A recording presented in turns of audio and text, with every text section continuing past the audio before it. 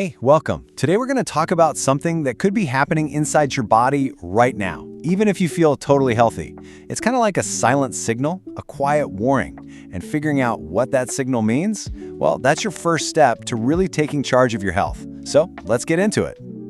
So let me ask you something. You ever have lunch, and then an hour later, you're just crashing, fighting to keep your eyes open at your desk? Yeah, we've all been there. We call it a food coma and just kind of laugh it off. But what if that feeling is your body trying to tell you something way more important? You see, that afternoon slump might be a really important clue. We're talking about a condition called insulin resistance, which is basically the stepping stone to prediabetes and a whole bunch of other health problems. And the trickiest part? It's sneaky. It often shows up without any big obvious symptoms, which is exactly why we need to talk about it. Okay, so let's dive in. What in the world is insulin resistance? And what's it actually doing inside our bodies? If we can get a handle on this, we can get ahead of any problems down the road. So, in a nutshell, your body has this amazing hormone called insulin. Its main job is to manage your blood sugar. But with insulin resistance, your body's cells start to ignore it. They just don't listen to insulin's instructions anymore. The best way to picture this is with a simple analogy. Imagine every single cell in your body has a locked door. Now, your cells need sugar for fuel, for energy. Insulin is the key that unlocks that door so the sugar can get inside and power you up. On a good day, when everything's working right, the insulin key fits perfectly. It turns, the door swings open, and sugar goes right in. Smooth, easy, efficient. But with insulin resistance, it's like the lock on that door has gotten all rusty and gunked up. The key doesn't want to turn. And if the sugar can't get into the cell, where does it go? Well, it just hangs out in your blood, and that's where the trouble starts. This is how it's supposed to work. It's a really cool four-step system, actually. You eat something, your blood sugar naturally goes up, your pancreas sends out the insulin keys to handle it, and boom, that sugar gets delivered to your cells so you have energy. Then, your blood sugar goes back to normal. Simple as that. So where does all that rust on the lock come from?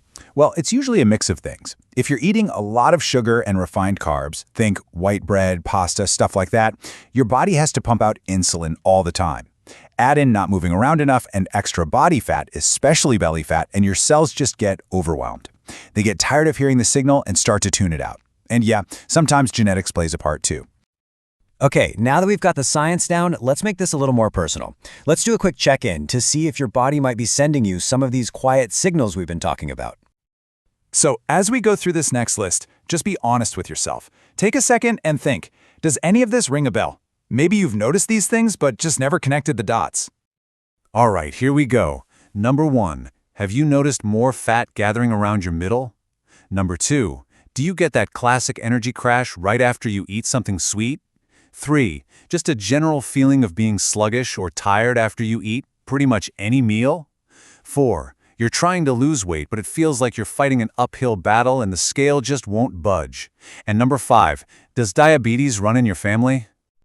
You know, let's circle back to that belly fat point for a second because it's a huge red flag. We're not just talking about any fat, we're talking about the fat that's deep inside around your organs. Now, according to the sources for this explainer, there are some pretty specific numbers to watch for. A waist measurement of 85 centimeters, that's about 33.5 inches, or more for men. And for women, it's 90 centimeters, which is about 35.5 inches. Okay, now if you were just nodding your head to a few of those points, please don't freak out. Here's the good news, the great news actually. This is not a life sentence. In many cases, it's reversible. You absolutely have the power to de-rust that lock, and we're going to talk about exactly how. We spend so much energy worrying about what we eat, right? Counting calories, avoiding certain foods. But what if one of the most powerful changes you could make isn't about what's on your plate, but about when you put it there? This is the whole idea behind something called intermittent fasting.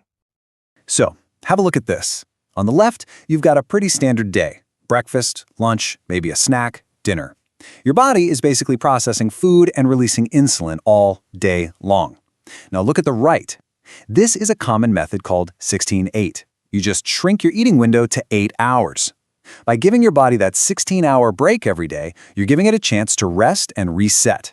Your cells get a break from being bombarded by insulin, and they can become sensitive to it again. And hey, it's not just about fasting. There are other super simple habits that can make a massive difference. Things like cutting back on sugary drinks, swapping white rice for brown rice, just going for a short walk after a meal. It's not rocket science, right? And of course, trying not to eat right before bed and getting a regular checkup with your doctor are always smart moves. So let's wrap all this up. We've talked about what's going on, what to look for, and what to do about it. So what's the one big thing you should walk away with today? I love this because it's absolutely true. Insulin resistance isn't a final destination, it's just a signal. It's your body's way of saying, hey, we need to adjust course a little bit. And the best part is, you can start turning the wheel today, right now. And that's really the secret sauce here. This isn't about some crazy, dramatic diet or impossible workout plan. It's about small, consistent choices. Choosing water over soda, taking the stairs instead of the elevator, eating dinner a little earlier. These tiny things, when you do them day after day, add up and have a huge positive impact on your health for years to come. So, I'm going to leave you with this one question. Not what are you going to do next year, or even next month. Just this week. What is one small, totally manageable change you can make? Because that one small thing, that's step one. That's the start of a whole new path. Thanks for tuning in.